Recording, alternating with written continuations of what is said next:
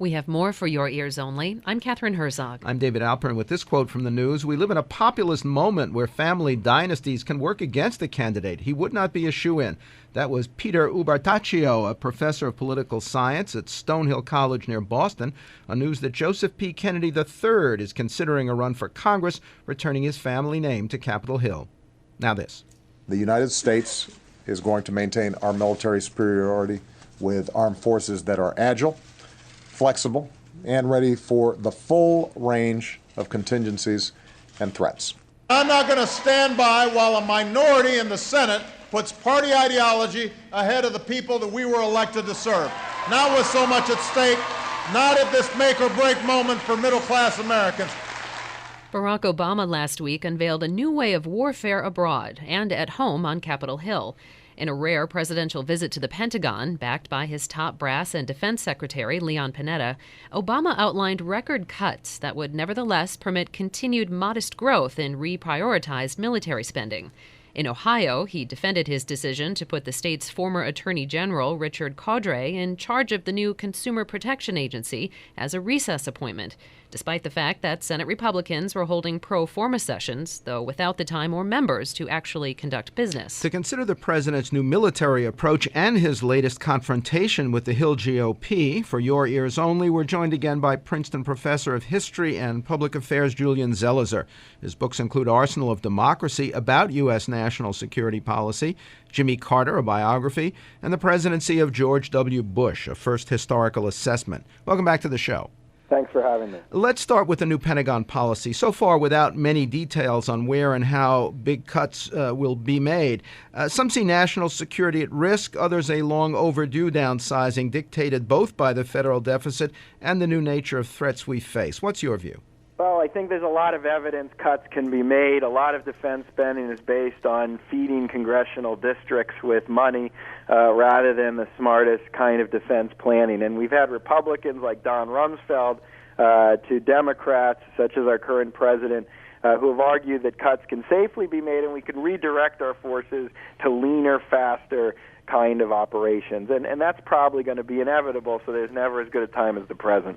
Do you think public dissatisfaction with the wars in Iraq and Afghanistan and the killing of Osama bin Laden give Obama enough political cover for major military downsizing? It gives him some cover, but it's going to be tough. As soon as a Democrat calls for any kind of cuts in defense, the Republicans are going to jump and they're going to argue that he is going to create a weak security system for this country. So I'm sure the White House is anticipating that. What they're hoping is that the enormity of the deficit and the pressures to cut all kinds of spending create even more cover than just the killing of Osama bin Laden, that there's an inevitability about cutting that allows for even defense to go through this. Let's look at the president's other war plan last week, a recess appointment despite those pro forma sessions that GOP senators say avoid recess. Is it another constitutional confrontation headed for the Supreme Court? I don't know. I mean, recess appointments have been quite common, and there are different variations of them, but presidents have taken aggressive action from these kind of appointments to signing statements, and I think many Americans are used to it. I don't know if this will be challenged in court, but there's enough room with executive power to allow for these kinds of things to happen. So I'd be surprised if it goes that far. But Obama did manage to get GOP presidential contenders taking the side of Congress, which has an even lower approval rating than he does. Yeah, and I think a lot of Republicans are not comfortable about that. Republican nominees want to separate themselves from the House GOP. They don't want to, and the Senate GOP, and they don't want to ally themselves with it. So the White House jumped when Mitt Romney came to the defense of the Congress because many Americans just don't think very well of the institution. And the refusal of Republican senators to even permit a vote on Cordray because they oppose the Consumer Protection Agency, not him personally, is the kind of obstructionism that you say is making the public even more cynical about government in general and Washington in particular. Absolutely. Look, you have partisanship and you have obstructionism. It's hard to stop partisanship, people voting and being loyal to their party. But the kind of obstruction we've seen in the last decade, and especially in the last few years, is getting out of hand.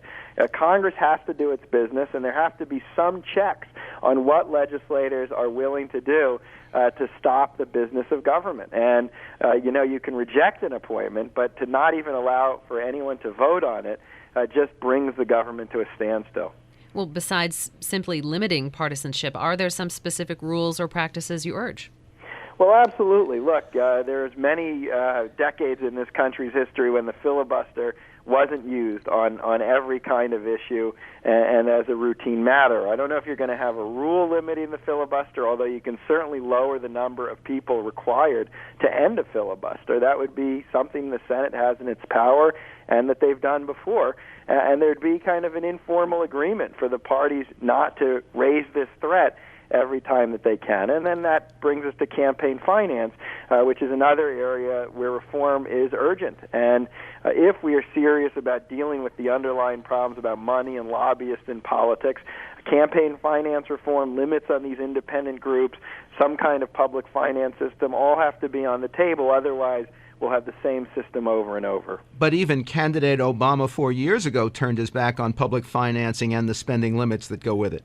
He did, and we had a system after Watergate where presidential candidates did take public money through the 1980s, and it actually worked very well, in contrast to all the cynics who say reform never works. But the system fell apart. First President Bush and then President Obama turned their back on it, and we have this influx of money now in presidential campaigns. And I think it's time to revisit the middle of the 1970s when we thought about reform, and we thought not just about what government did, but how it worked. Apart from the financial factor, you say the political system should create campaigns that focus much more on issues rather than personalities in the debates, but also campaign ads by the candidates and the super PACs with which they're not supposed to coordinate. I thought we'd been getting a fair share of issues. We get issues in the shallowest form. I mean, there was an excess number of debates in the last few months that I think allowed for some issues to be on the table. But usually it's handled very thinly. So Republicans will rail against government spending, but not actually talk about any substantive programs they're interested in cutting.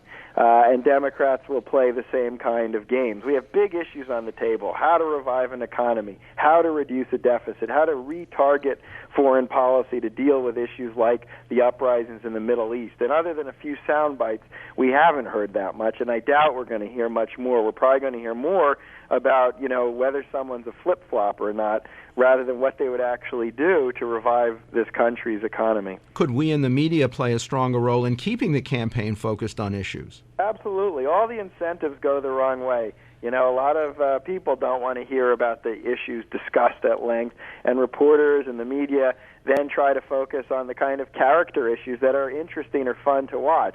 But I think we all have this obligation, from citizens to the media to politicians, to force ourselves to deal with the big issues. Princeton professor of history and public affairs, Julian Zelizer.